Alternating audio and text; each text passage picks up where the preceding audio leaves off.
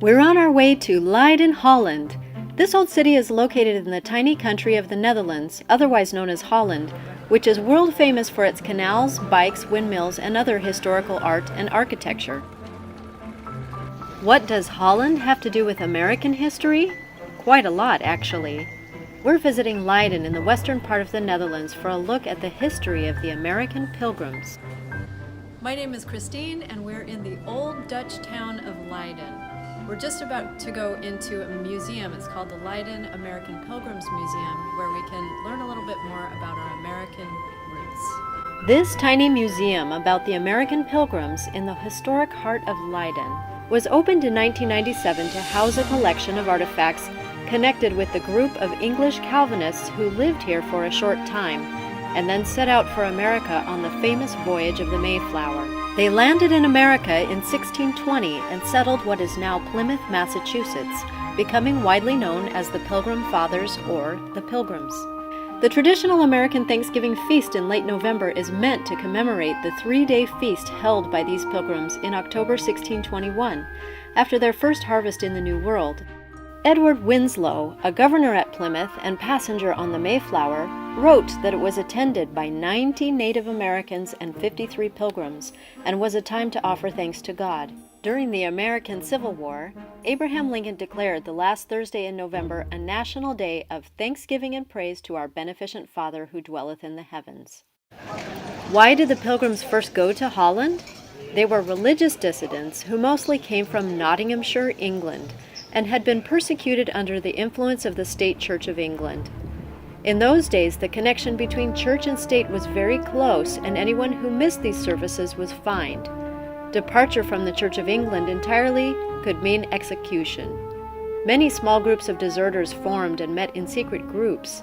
These people from Nottinghamshire called themselves separatists and were no longer able to sustain life and faith as they desired in England.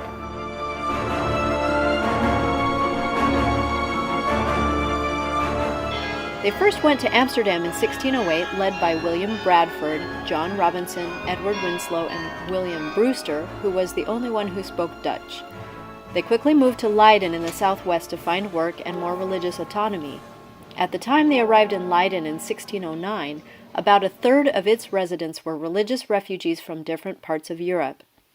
In a document from 1609, Reverend John Robinson and about 100 other pilgrims requested permission to reside in Leiden. In the city's permission document, it was stated that Leiden, quote, refuses no honest people free entry to come live in the city as long as they behave honestly and obey all the laws and ordinances, and under those conditions the applicant's arrival here would be pleasing and welcome.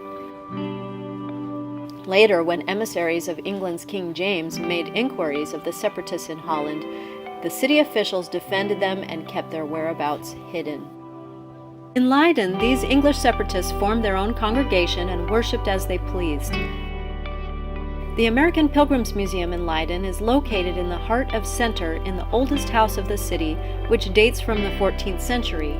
It was originally the house of a priest, but was later divided and used by two families which were probably weavers.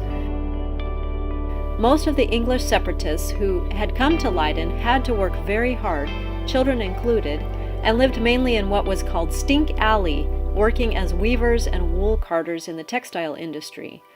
In later years, they looked back on their time in Leiden with nostalgia, however, appreciating the freedom they had enjoyed there. The museum gives a glimpse of what their life may have been like, with household items from the time, original books and prints, maps, and a portrait of Edward Winslow, the only Mayflower passenger with a portrait. Though they had originally intended to settle in Leiden permanently, several things contributed to their decision to leave for the New World. First of all, they didn't feel they fit culturally or on matters of faith with the Dutch, and they saw their children assimilating a number of Dutch traits.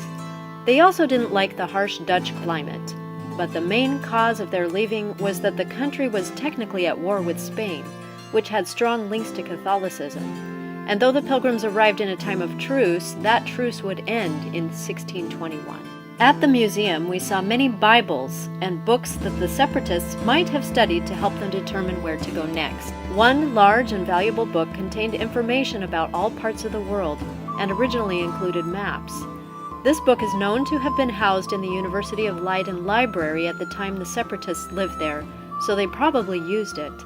Much of the information in this book is quite detailed and accurate, especially the sections on Europe, but other parts contain misinformation, like this picture of a resident of Guyana without a head. In 1620, the separatists set sail, after many difficulties and failed attempts, leaving for the New World from Rotterdam harbor. They slept in the church there the night before. Their journey was long, late in the season, and exceptionally grueling, in a weathered ship, the Mayflower, which was overcrowded with people and pets where sickness and death visited.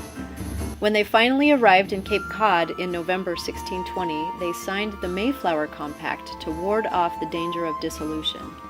This document is said to have been a forerunner to the U.S. Constitution. Their life in the New World was fraught with dangers, and many of the Pilgrims died from disease and starvation. But the colony they built, Plymouth Colony, with help from their Native American friends, was one of the earliest successful colonies in America. The stirring accounts of these Pilgrim experiences, written by William Bradford and others, have penetrated the culture and imagination of Americans for centuries.